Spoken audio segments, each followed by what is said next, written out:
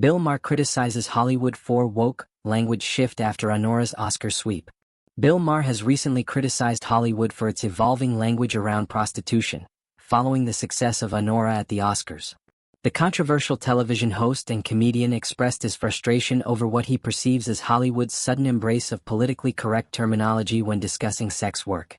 During a recent episode of Real Time with Bill Maher, the 69-year-old host reacted to the shift in how the sex work industry is being discussed, especially after Anora won 5 Oscars including Best Picture. Maher's comments reflected his skepticism about the motives behind this sudden change and whether it genuinely supports the people involved in the industry. Wow, 3 weeks ago it was a bunch of hoes and now it's a sex community? Maher said sarcastically.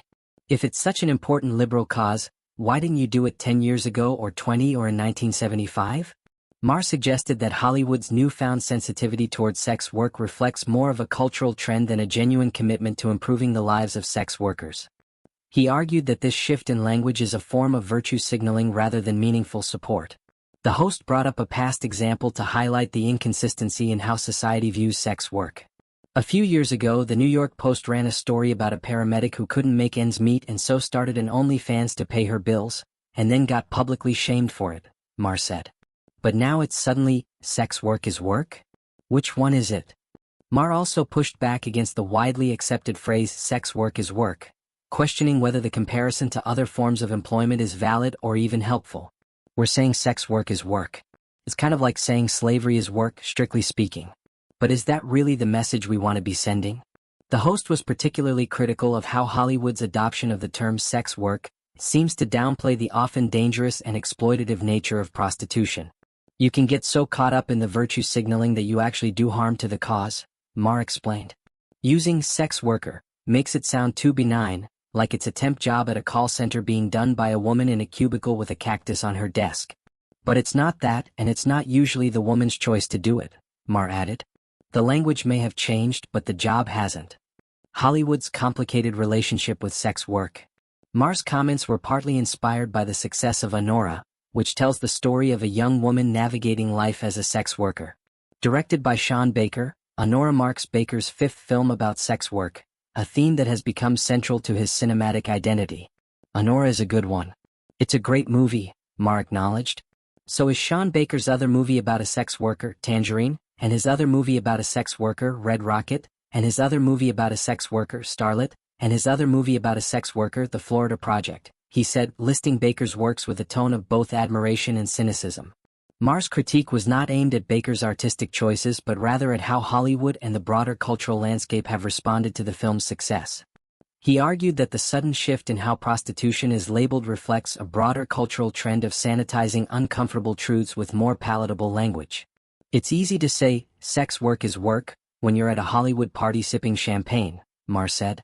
But it's a lot harder when you're dealing with the reality of addiction, abuse, and exploitation that so many people in that industry face.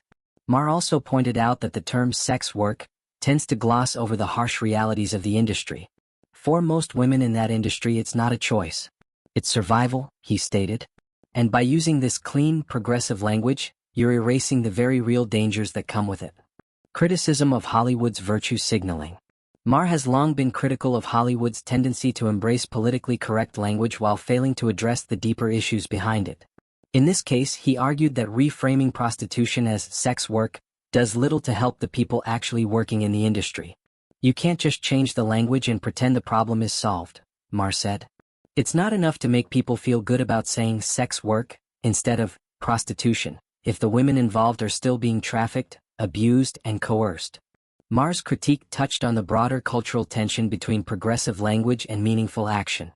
He argued that Hollywood's tendency to adopt new terminology often serves to signal moral superiority rather than drive real change. It's like when they changed homeless to unhoused, Maher said. Did that help anyone get off the street? No. It just made the people saying it feel better about themselves. Maher's frustration also extended to the broader societal conversation around sex work. If you want to help sex workers, great. Provide them with healthcare, with protection, with legal support, he said. But don't just change the name and call it progress. The double standard around sex work. Maher also pointed out that society's treatment of sex work remains deeply inconsistent. While some people celebrate the empowerment narrative around OnlyFans and similar platforms, others continue to shame women who engage in sex work under different circumstances. You've got celebrities bragging about making millions on OnlyFans, while a woman working the street gets arrested and treated like trash, Maher said. So which one is it?